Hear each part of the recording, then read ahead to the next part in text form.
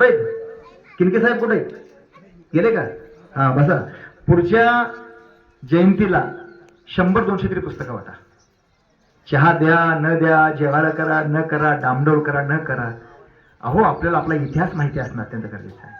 एक अत्यंत पराक्रमी धनगर समाजाचा इतिहास पहिल्यांदा एका जर्मन माणसाने मांडला आणि तो जगभर गेला. 12 भाषेमध्ये प्रकाशित झालं, जगाच्या अनेक भाषेमध्ये प्रकाशित झालं, देशातल्या अनेक भाषेमध्ये प्रकाशित झालं. हे जर आमच्या धनगर समाजाला माहिती नसेल तर आम्हाला हाय काय माहिती? काय माहिती आहे सांगा? ज्याची तुलना जगातल्या 3 महान राण्यांसोबत केली गेली ते अहिल्याबाई होळकर आम्हाला माहिती नाही.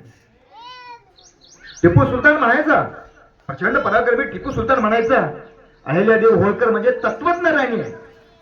कसली राणी?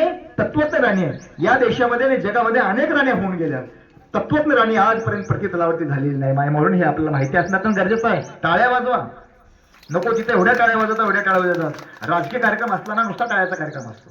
डोकं शांत असतं, डोकी घरात असतं, टाळ्या वाजवत असतो. महाभारतामध्ये युधिष्ठिर येतो, नळ येतो, त्यांना पृथ्वीतलावरती पुण्यश्लोक ही पहिल्यांदा दिली गेलेली पदवी आहे. त्याच्यानंतर या पृथ्वीतलावरती तिसरी पदवी पुण्यश्लोक अहिल्यादेवी होळकर. पुण्यश्लोक हा शब्द पहिल्यांदा वापरला गेला आधुनिक नंतरच्या भारताच्या इतिहासामध्ये. तो शब्द कोणी वापरला हेही आम्हाला माहित नाही.